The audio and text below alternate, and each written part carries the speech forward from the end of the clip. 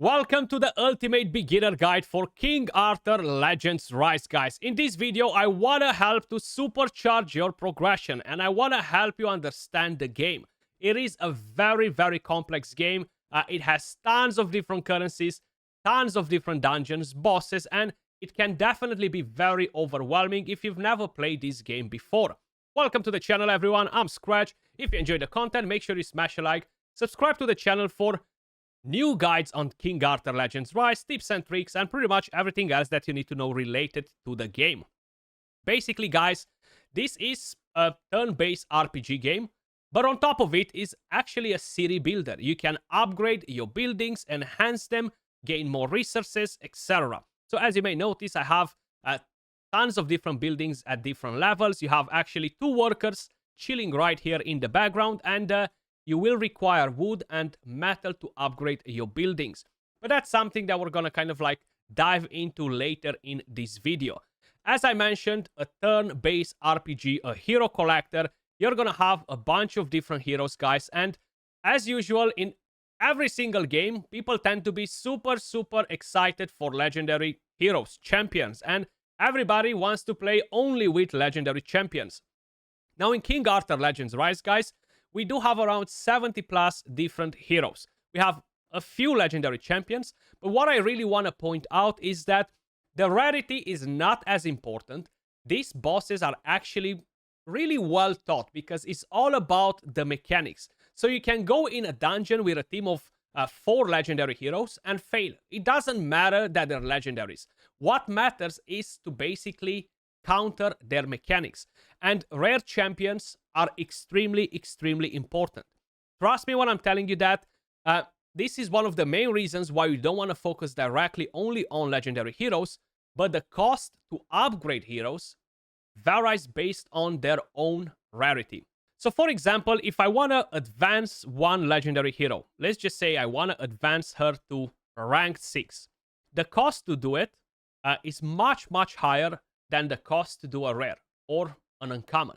Now, I'm not telling you to go and just do uncommons and commons and GGs because that won't be the case, but it is double the cost. So the cost for a legendary is 50 mythical materials. Now, it's not a problem to get them all the way up to level 50 to rank 5 because farming the materials is fairly easy. The problem comes in once you start farming the mythical materials. You're not getting tons of them per run, and you will need 50 per legendary hero. Okay, so if you're a free-to-play, low spender, you definitely don't want to focus only on legendary heroes. I would strongly suggest you to invest in some rares. There are tons of awesome rares. You see the cost just gets cut in half. Much better. And the whole idea is mechanics. You gotta basically focus on mechanics rather than the rarity of the champions. And I know legendaries are very shiny. So I just wanted to basically pinpoint that from the very beginning so you guys understand that if you're focusing only on legendary heroes, your progression will suck basically because you're not going to be able to power up your account super fast. Then when you are upgrading characters, right? So the game has a dupe system in place, of course, and that is called chivalry. So when you are basically investing in a character, make sure you are doing it on the right ones. I would strongly suggest you put all of your resources first into Kai. She's one of the best rare characters in the entire game. Tons of damage, very useful in so many different areas. And yes, when you're getting the currency, just do her, or when you're getting dupes. So you actually have different options. You have options to do it with dupes, and you have these memory stones are called, if I'm not mistaken. You're going to get quite a few of them for rare characters. This one's right here.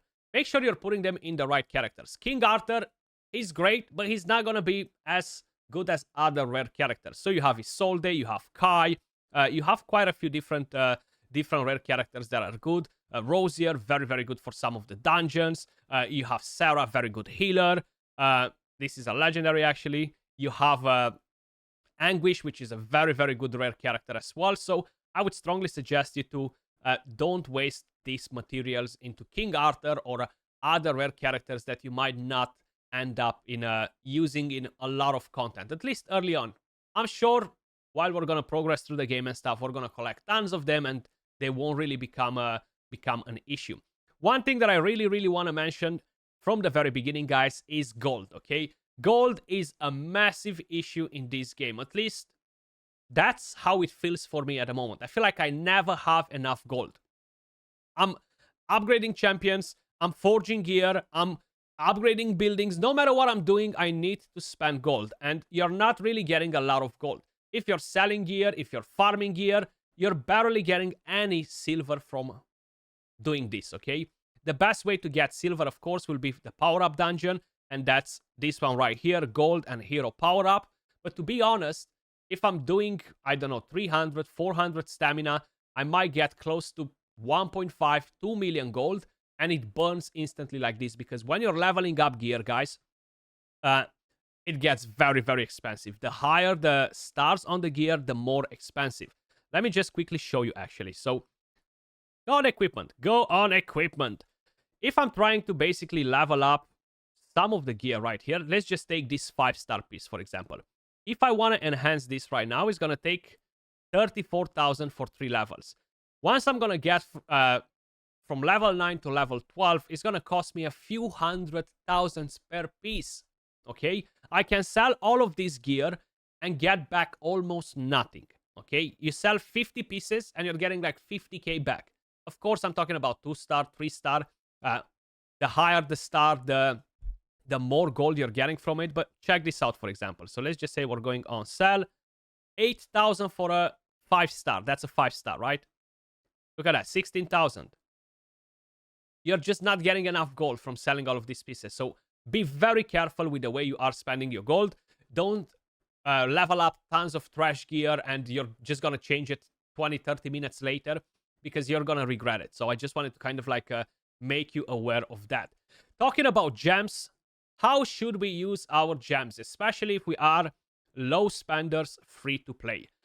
I feel like the game is pretty generous. You're getting tons of resources. The offers in the shop are actually pretty good. Tons of different good offers for low spenders that are looking to spend 10, 20, 30, 50 bucks a month or so. So the game is generous with that. Now, a lot of people will be very tempted to just go in and summon. Yes, it can be nice to summon some new characters, legendary characters, but I feel like you are getting tons of free summons just by playing the game. And if you are getting most of the rare characters that you need in order to progress early on, the wisest choice for you guys is to use those gems for stamina. Stamina will enable you to get more XP, will enable you to advance more characters, will enable you to improve your gear, will enable you to get more gold, etc. So, spending those gems on stamina is very important. Don't burn them all on summons. I know that can be very tempting. Every now and then, you're going to have pop-up offers that will come in at the price of gems rather than real cash, right? Some of them are good. Some of them are bad. So just keep an eye on those offers as well. Yesterday, we actually had one at 5,000 gems that gave you 5-star and 6-star gear. It gave you some other goodies as well. That was a pretty good offer. But a lot of the times, you're going to get offers for 500 gems that will give you some materials from a new dungeon that you just unlocked or you've beat a higher stage. And you're usually getting probably the amount worth of 100 or 200 stamina, which you can buy with 100 or 200 gems, depending on how many refills you've already purchased throughout the day. So they're definitely not worth it. Keep your gems safe because they are a very important resource. What should we do to advance faster, to progress faster, guys? Storyline. You have normal mode, you have hard mode, and then you have another mode on top of it. You have adventures. Try to basically push as high as possible in the main story. Now, of course, you will end up in getting stuck on the normal stage on a different chapter. Not sure exactly where you're going to get stuck. But when you are getting stuck, that's when you need to look at the restricted area, go to power-up dungeons, go and do some Plains of Beasts, Burning Land, advance your characters, level them up, and you're going to get gear dropping from pretty much all of the content. I would not suggest you to go and farm gear dungeons on stage 1 and 2 early on because it's pointless. Do not do it, okay? You're gonna get gear from adventures. You're gonna get gear from campaign. So you can use that gear to basically enhance your characters and then go back, push more in the storyline, come back at the dungeons. And when you are stuck in campaign, you're stuck in the power-up dungeons, that's when you're looking to basically knock down all of the adventures, try to do pretty much every other content that is available to you till you get stuck. And after, come and do a few runs in the dungeon. When I've basically mentioned this in a previous video, guys, do not farm the dungeons early on for gear because it's not worth it. People misunderstood what farming means. Farming means to go in and do tens and hundreds of runs. That means to farm. Doing 5 or 10 runs or 20 runs, that is not farming, guys. You're just basically doing it to either tick different quests that you've beat that stage, and farming these stages or doing a few runs will give you materials for the forge. Now, the forge right here, guys, will allow you to basically craft pretty much all of the sets. You can craft different sets that are not farmable from the actual dungeons. You have the resistance, you have the heal, the counter, the vigor set. Without a doubt, the best sets to craft right here, guys. Vigor set, which will give you 1 vigor every time you take a turn. Counter-attack set is absolutely massive for a lot of dungeons. A lot of people are sleeping on this set. Heal set is pretty good for revivers because they will enhance healers. It will enhance their healing capability. Sorry.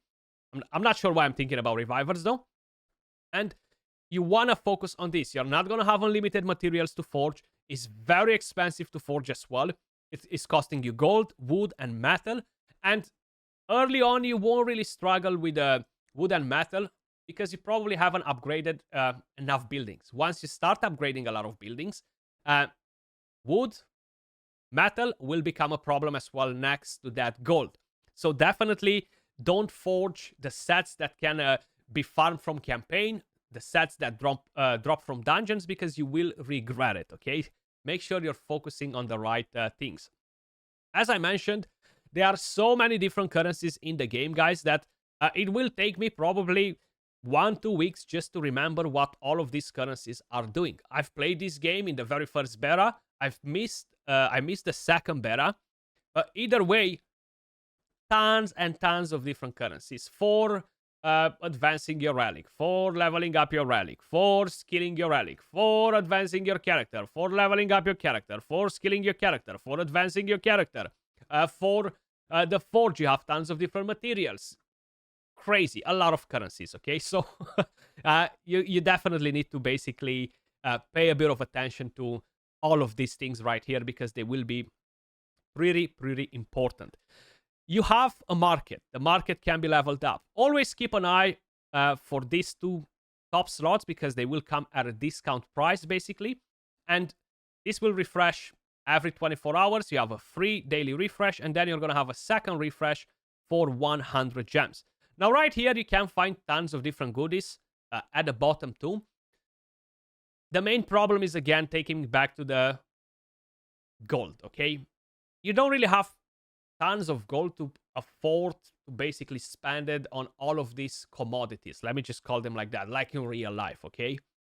So for the moment, don't jump on purchasing everything with the gold because, again, you will regret it. The gold will be very important to basically level up your characters, level up their gear, and so goes on. You do have a shop at the forge as well, which will allow you to purchase gear. Here as well, you have the discount slot. Once you're going to level up the building, most likely you're going to unlock another discounted slot. And here you can find pretty good gear. You see 4-star rare.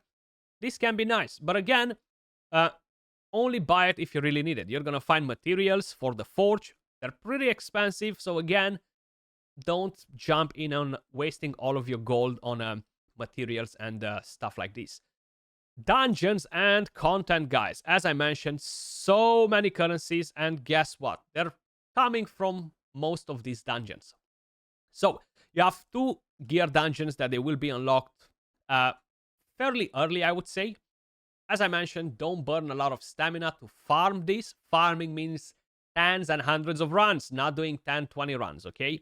If you do 10, 20 runs, it's fine because you will require materials for the forge anyway, but don't just burn a lot of stamina to farm 2-star and 3-star gear. Then you will have, of course, tons of content that is very challenging. You have the Sealed Temple right here. You have the Relic skill up. You have the Hero skill up. And it is pretty challenging. You're just not going to be able to defeat high stages. And it's just not worth to farm materials for common heroes. It doesn't matter. It's just not worth it, right? So you want to basically try and get to higher stages where you can actually farm materials for the right rarity. And at the moment, it's pretty hard to gather.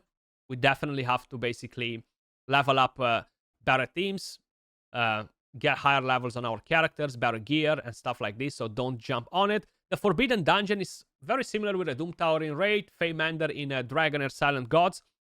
And try to push as high as you can. You're going to get wood and metal from here, iron. You're going to get some summons. You're going to get this forbidden token currency. And there are tons of different shops as well. You can do arena as often as you guys want every single day. There's no limit on that, which is pretty nice. We're going to get to those shops in a second. At a power-up dungeon, you're going to have the relic power-up and advancement. This is something that, again, I'm not really farming yet. Most likely, I'm going to start moving into this dungeon probably tomorrow or the day after. Today being the 7th day for me since I started playing the game. And that's mainly because I still have other priorities. Build up more characters to be able to have dedicated teams for each one of the dungeons. And that will basically enable me after to do higher stages on the dungeons and have a better return for my stamina consumption, basically, you know. Talking about arena and the other shops, so you have the Colosseum right here, guys. And can we access the store from here, or we cannot? Yes. So you have the arena shop. You're going to get this currency daily, and you can 100% save and purchase memory stones. So getting a memory stone for Tristan, for example, who's an amazing character, is 100% the right thing to do. Now, you can purchase different materials as well. Some of them will be related to relics, some of them to characters, or you can purchase summons. I'll be honest, I'm purchasing the summons as well at the moment. Yesterday, I've been slacking, so I've only ranked number 43. Let me get my 150 medals, go back to the shop, and I can pick one summon from here. You can get 5 summons per week.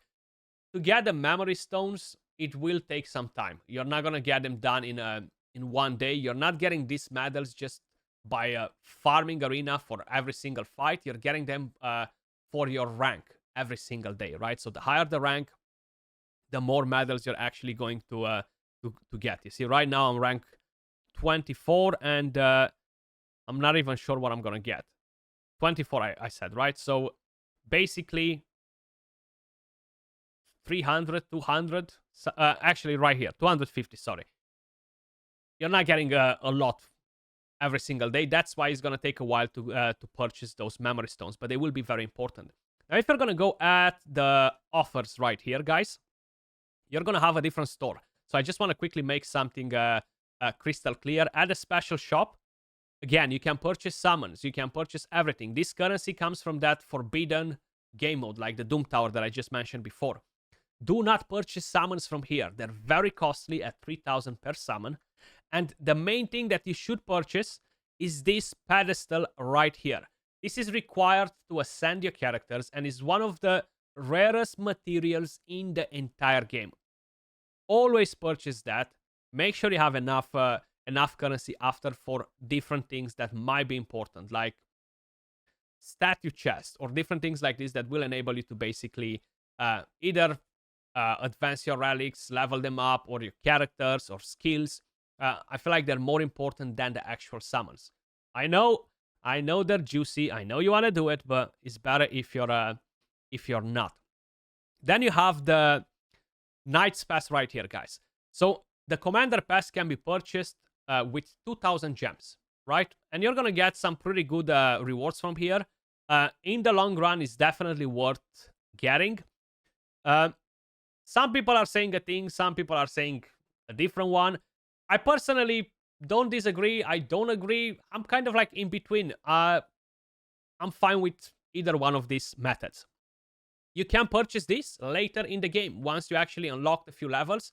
So rather than spending 2000 gems on the very first day or second day to basically get only level 1 and 2 and get almost nothing out of the 2000 gems, you can wait 1 week, 1 week and a half, and after spend the 2000 gems. And by then you're going to be at level 15, 16, 17.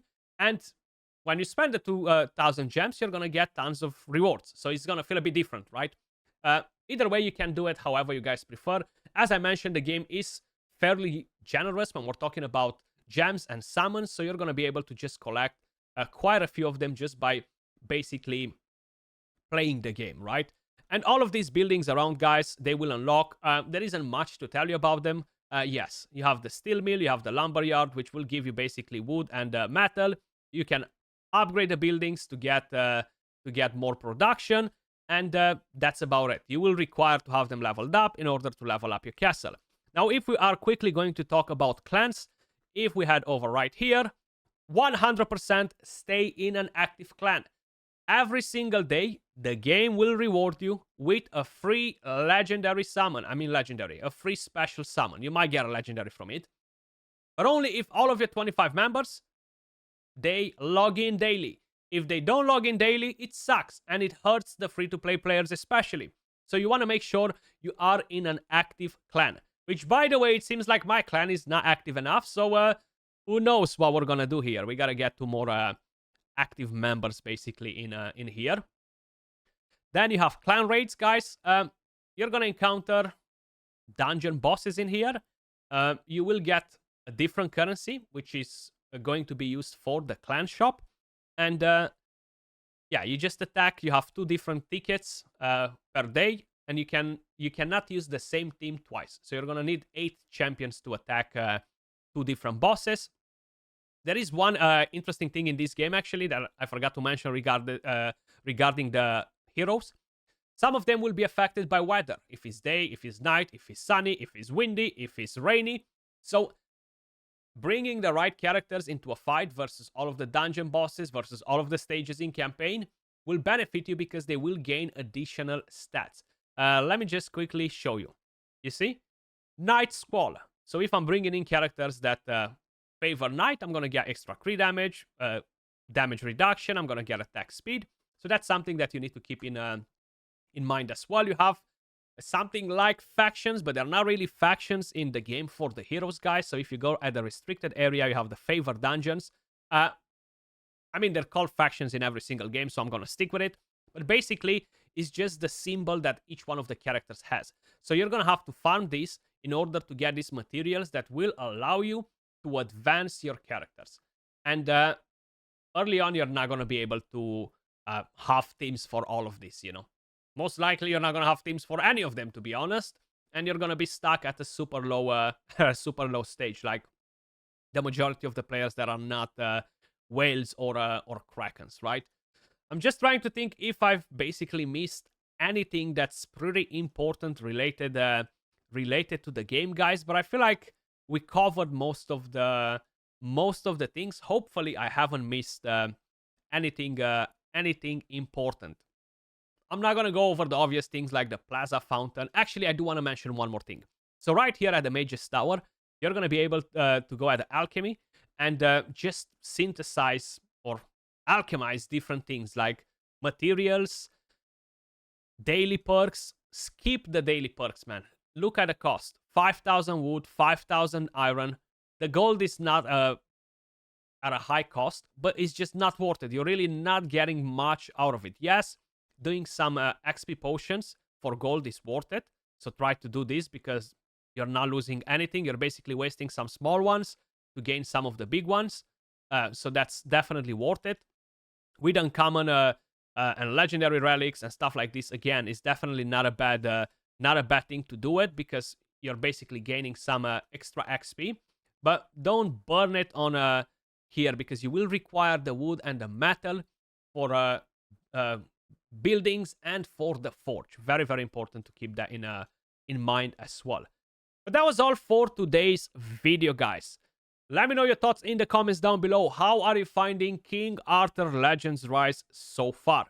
I'm gonna do more in-depth guides on builds, on dungeons, and pretty much everything else that you guys need to know about this game. So make sure you smash a like, subscribe to the channel, and as usual, appreciate all of you guys watching, and I'll catch you all in the next one. Peace.